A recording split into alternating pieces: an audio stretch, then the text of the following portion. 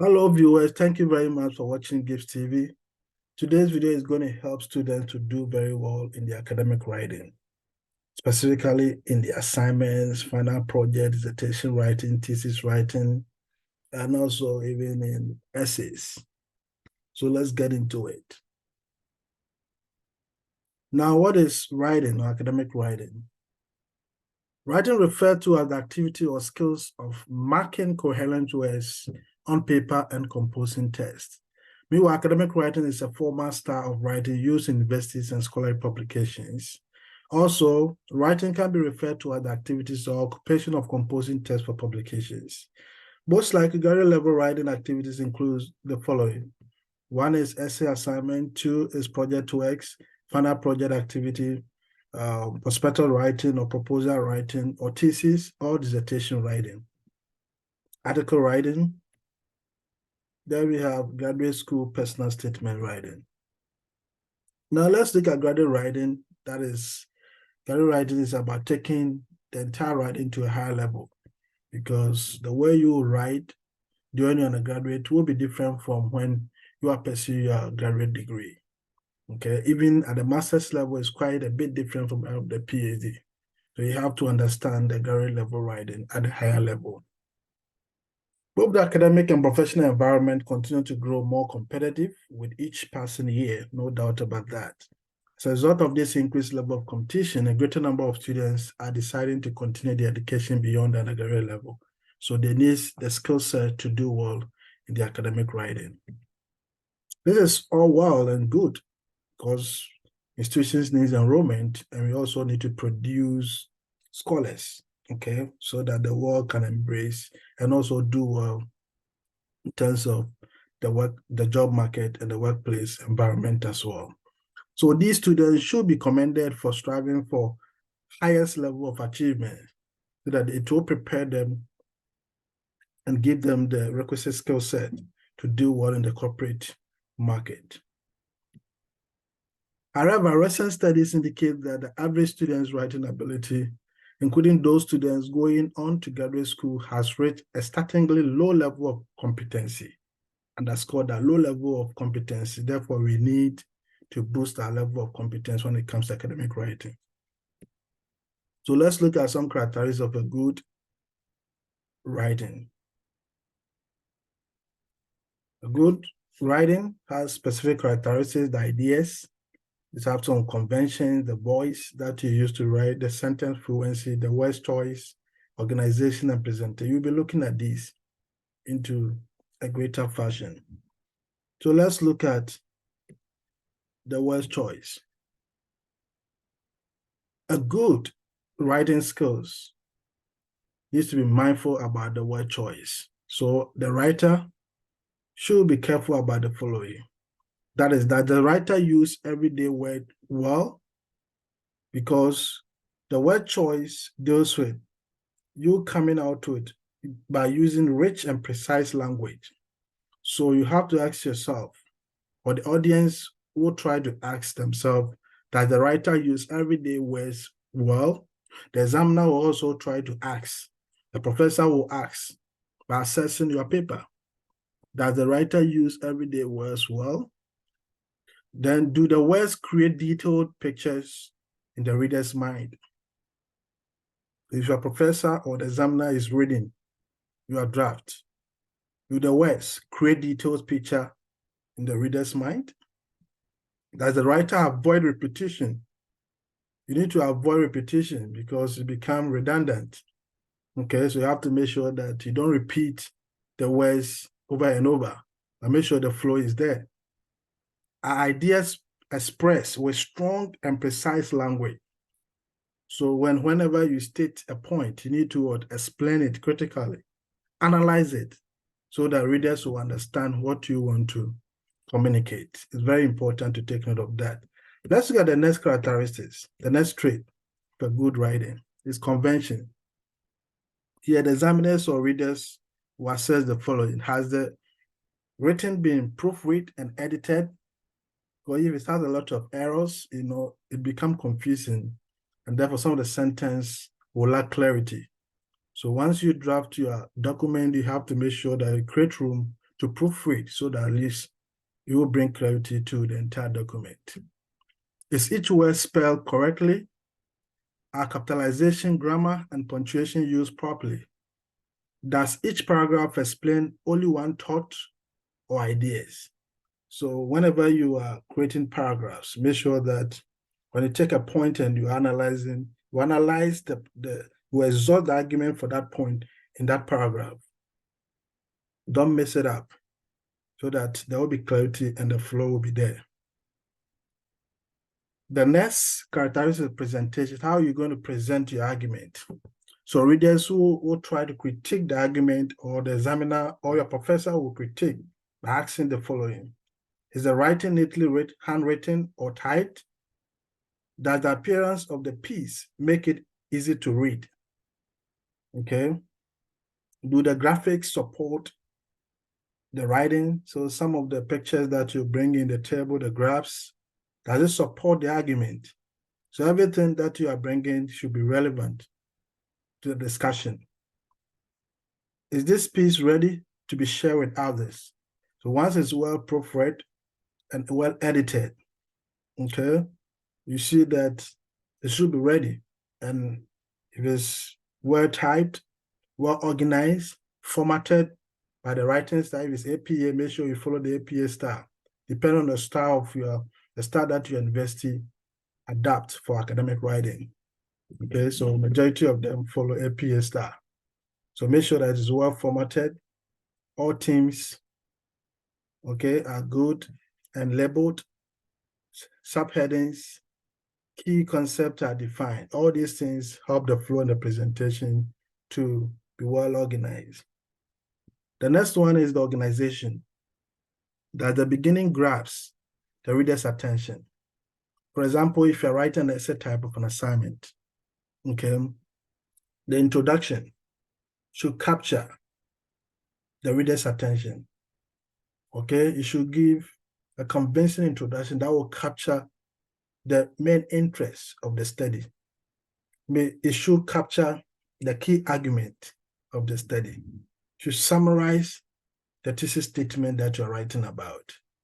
So that the beginning grabs the reader's attention. So you must always have an introduction paragraph in all your essay type of activities. It's very important. And it should be luring, it should be attractive. It should lure the reader, okay, to your document. Are there transitions to connect ideas and details? So the paragraph should not be disconnected, okay? You should have some transition words to connect all the paragraphs so that the flow of the argument will be there. Does the writing follow a logical sequence? Does the ending sum up the main idea in terms of the conclusion? Okay, so once you have the introduction, the argument in the body, then you should have a conclusion. So the organization should help readers to understand what you want to communicate. And even the conclusion should summarize your key points. That is why readers will ask, does the ending sum up the main idea? So taking of that is very important. The last concept that I'm talking about here about the trace of good writing is ideas.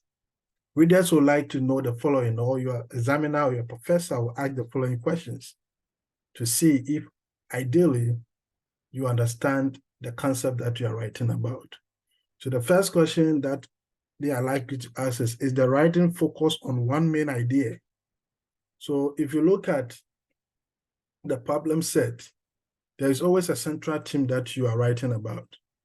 So if the reader is reading your paper, the central theme should click and also draw the reader's attention to the focus of the study. It's very important. So the next question is the main idea supported with interesting details? The idea that you are writing about, do you have enough literature, enough evidence, enough information to support your argument? Okay, so the examiners or the readers were able to vet this particular point through the type of citations, the authorities that you cite, the theory, those the proponents in the field that you cite, okay, will give an indication whether you understand the idea, you have a full knowledge about the idea, and you have enough evidence to support your main argument. Another point is, does the piece include interesting and original ideas? Okay, once you state the ideas or you state the main point, okay, how well are you able to elucidate or explain the point to support with those evidence that you brought forth? It's very important. Then, does the writer seem to be knowledgeable about the topic? All these things talk about how you're going to analyze the literature that you are going to source. Very important. You don't just copy and paste. No. You read to know what the argument from the other authors, you bring forth to your study, you connect it to your study to make sure it's relevant to your flow. All these things helps readers to understand whether you have a full knowledge about the concept that you're writing about. It's very important. And all these concepts, okay, defines a good writing. All these concepts defines a good writing. Important facts to know about academic writing at different levels, at graduate and undergraduate level. Technically speaking, there are no specific rules of writing that differentiate graduate level work from that of the undergraduate level work. However, there does exist an unspoken divisions between graduate level and undergraduate level writing based upon the expectations of university professors or examiners. Why? Because professors expect writing assignments, projects or activities at the graduate level to be of higher quality. Underscore that. There are certain mistakes that examiners can allow you to go when you are at the graduate level or you are pursuing your bachelor's. But at the graduate level, they will not allow you to go with those mistakes. So take note of that. Because at this level, professors expect your writing skills to be of what? Higher quality. That is why you are here in this particular video. Note that many of the mistakes that professors will allow at the undergraduate level are not tolerated once the graduate level has been reached. Also, graduate level writing needs to be perfectly clear, concise, and free from common errors. Take note of that. I want to repeat this point. Note that many of the mistakes that professors will allow at the undergraduate level are not tolerated once the graduate level has been reached. Also, graduate level writing needs to be perfectly clear, concise, and free from common errors. All right. So what is the difference between undergraduate and graduate level writing? So if you look at this table or chart, these are the parallels summarizing the difference between good undergraduate and good graduate level writing. So for the case of undergraduate writing, we ask the question, is mechanically correct? But for the case of graduate writing, in terms of mechanics, we ask the question, is it mechanically skillful? Mechanically skillful, not just correct, but skillful. In undergraduate writing, you will be looking for whether it's concise. At the graduate level, we go beyond just being concise. So we ask the question, is the writing concise, though also nuance? For the undergraduate writing level, we ask whether the writing is clear, though not necessarily interesting. Okay, but for graduate level writing, you see whether it's engaging, stylish, and interesting. And also speak with your own voice, because you need to add your voice. You need to analyze the argument. You need to analyze your point. The information that you are retrieving from the literature, you need to analyze it so that you add your voice to it. On the graduate level, we don't expect that. But graduate level, we expect that. Okay, and undergraduate writing, you may or may not demonstrate new ideas, but graduate writing, you have to explore a topic or research question in an original way, new ideas. Undergraduate writing contains citations when required, but graduate writing level contains citations, also must demonstrate extensive research. So you must be able to what? Cite doing in-text citations and also your references. For undergraduate, sometimes you may not be required to do those things. But for graduate level writing, you have to demonstrate extensive research knowledge in your writing. Provide in-text citations and references. You need to follow the style that your university has adopted. Okay, majority of them is the APA style. You have to take note of that. For undergraduate writing, you use transition words and phrases. But in the case of graduate level writing, okay, it must have a strong organizational frame. So you're going to use the transition words, the phrases, but all these must help the draft to have strong organizational frame. Very important. With undergraduate writing, okay, it must exactly conform to outside models of argument, such as what we call the Toming method of legal argument or the classical rhetorical theory. But when it comes to graduate writing, the paper moves from point to point in the way you want your audience thoughts to be moved. And the structure grows out of what? The content. All right, that is why you need to organize in paragraphs, paragraphs, paragraphs. So from point to point. It's very important to take note of this so that you succeed in academic writing. You have to make sure when to create a paragraphs, okay? And make sure that in every paragraph, you discuss a specific argument. Don't be missing the points, okay? You take one point, you discuss it in one paragraph, go to the next, discuss another paragraphs. It's very important to do that.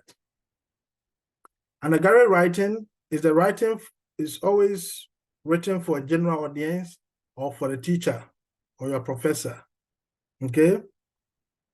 But for graduate writing, it's written for a professional audience.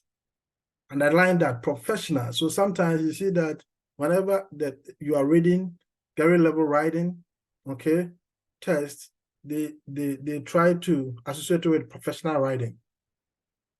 So graduate writing is written for professional audience. It's not just for general audience, no. You have to take note of that. Okay. What is the difference between undergraduate and graduate writing? We are going to look at a sample case. The topic that we are using for this particular argument is why I came to Liberty University. This particular summary, it is a general write-up or undergraduate writing style. We will look at the same topic in a graduate level. So for instance, for general or undergraduate writing, it begins like this. Liberty University, because you are writing why you came to that university, okay? Like maybe as your personal statement, all right? Or statement of intent. So it begins like this for general undergraduate writing. Liberty University has always been a place I wanted to attend, right? I visited here while I was a student in high school, and I really liked the environment and the people. Plus, I wanted to study more about my faith, so this school seemed like a good fit for me. When I visited, I was blown away by huge campus, the Division I sports team, and the size of the student body. How great it is to study at a place with 10,000 Christians. I like it so much that I stayed after I finished my undergraduate degree. Now I am a student in the seminary. I can't wait to use all I've learned to minister to others. Great writer, great, excellent writer. But at the graduate level, we expect you to go deeper. We expect you to make it more stylish. All right. So let's look at graduate level writing, the sample. It's the same topic, why I came to Liberty University. But let's try to look at the way it was introduced and the general level too. So, graduate/professional writing.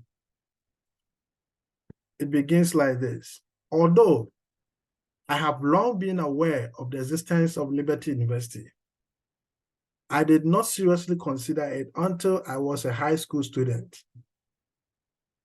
Look at the stylish.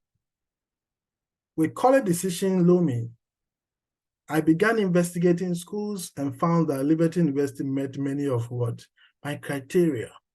It was large, vibrant, and distinctively Christian. Thus, at the age of 17, I visited the Liberty campus and found that my expectations were met and exceeded. The campus was physically impressive.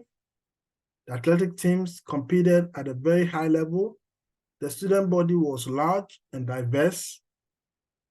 In short, Liberty University had all the advantages of a larger state school, along with the capacity to train me spiritually, something that other secular schools I visited unfortunately lacked. My decision to come to Liberty was effortless.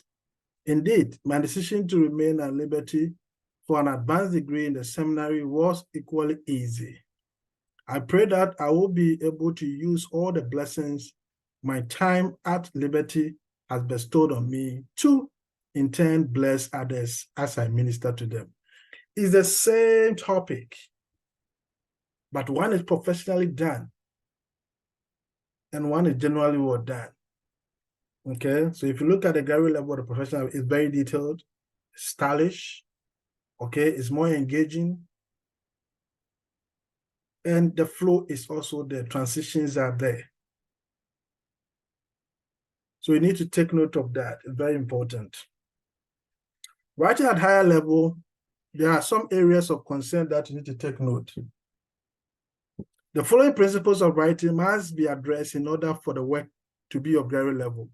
The first is separate and identify your beliefs from that of your research. 2, state the reasons for writing early. You need to state the reason of your writing early in your introduction. It needs to be clear. 3, define all ambiguous or potentially confusing terms. 4, use quotes correctly, citations, quotes correctly, and use transitions words. So transitions are also essential so that it helps you to connect the flow. Then you need to provide a very strong conclusion, form a strong conclusion for your study. So in every essay style, you need to have your introduction, your body. You organize the body in themes or headings, okay, to capture the main argument. And if you want to use paragraphs, make sure you use transition words to connect the various paragraphs. Very important. Let's look at these principles one after the other. The first one is separate and identify your beliefs from that of your research. One major difference between graduate and undergraduate writing is that at the graduate level, writing assignments are rarely expected to just a rehashing or revising of previous research. Instead, graduate level writing is meant to be an exercise in critical thinking and personal analysis on the part of the students. So you need to analyze all the points that you intend to argue or present. It's very important, the literature. Be sure to state very clearly your own ideas and beliefs on the writing topic and separate them from those found in your research. Your voice needs to be heard. Even if they happen to be identical, you must still differentiate them within the writing. It's very important. Let's look at the next point. You need to state the reasons for writing early. It is important that the reader understand what the writer is trying to accomplish early on as part of your introduction, okay? You need to provide a background argument by capturing the central theme. It's very important. Do not spend too much space building up to a thesis statement. It needs to be done with clarity. Rather, state your purpose early on and use as much space as possible, solidifying that statement. support whatever claim that you intend to explain with facts, figures, argument, literature, okay? And make sure that it is done with clarity. Very important. Define all ambiguous or potentially confusing terms. Whenever this applies to a difficult word, okay, sometimes when you're dealing with a very interesting subject or topic, it's a good idea to define the major themes, the major concept, or you can remember define the major key terms, okay, that runs through the write-up, the jargons. So whether this applies to a difficult word or technical jargons, that can only be understood by experts in a specific field. Make sure to define all terms that your reader may have difficulty with. Assume that the reader has zero knowledge on the subject and that it is your job to make sure he or she walks away from reading your paper with a full understanding of the topic or the concept that you intend to explain. Very important to do that. Explain all jargon, explain all key terms, break them down, okay, so that readers can understand your argument. Use quotes correctly. Too many academic writers depend far too heavily upon quotations to flesh out their writing and make their points. That is a sure sign of undergraduate level writing. So here, with a graduate level writing, by you using quotes, okay, you can use quotes in such a way that they enhance the writing, not carry it, but it must enhance the writing. Very important. Therefore, when using quotes, be sure to state your own ideas in relation to the quote. Introduce the person who is being quoted and what qualifications make his or her quote worth considering, and document the quote in whatever academic style of writing you are using. Take note of that. The citation, the style of citation is very important. Transitions are also essential when it comes to graduate level writing and academic writing as well. A graduate level piece of writing should flow smoothly from start to finish, from the introduction to the conclusion, through that of the argument in the body. Transition words are very important. It helps smoothen the flow of your argument. So a graduate level piece of writing should use transition words, okay? So that the writing should flow smoothly from the start to the finish. Very important to know that. To achieve this, the writer must use transitions to connect ideas together and also to connect each paragraph to the one that follows it, okay? There shouldn't be a disconnected paragraphs in your argument, no. If they are disjointed, it makes it very hard for readers to understand your argument. So always use transition words to connect your argument. It's very important. The last piece about the points that we are building from the principles is you have to form a strong conclusion. This should really go without saying, but the writer must form a strong conclusion for the writing to be considered anywhere near graduate level. Because if you're writing any graduate level assignment and activities, you have your introduction, your body, and conclusion. So as part of your conclusion, you need to present a very convincing conclusion that summarize your major themes, and your voice also must be heard in the write-up at the conclusion. It's very important. Toward this end, so let's look at the summary of the whole video. By adhering to the 6 principles that we did talked about, or the areas of concern when we are dealing with academic writing, okay, and also ensuring that these guidelines are met, then the student work is much more likely to be considered graduate level, because if you stick to those principles and make sure that you format all your writing with those 6 principles, definitely your writing will take a good shape at the graduate level. Toward this end, it's a good practice to organize your essay type of assignments by using appropriate themes, subheadings, or headings. It's very important. Finally, essays must have the following components, okay? That is introduction, body, and conclusion. Thank you very much for subscribing to Gibbs TV, and I will see you all in the next video. Thank you.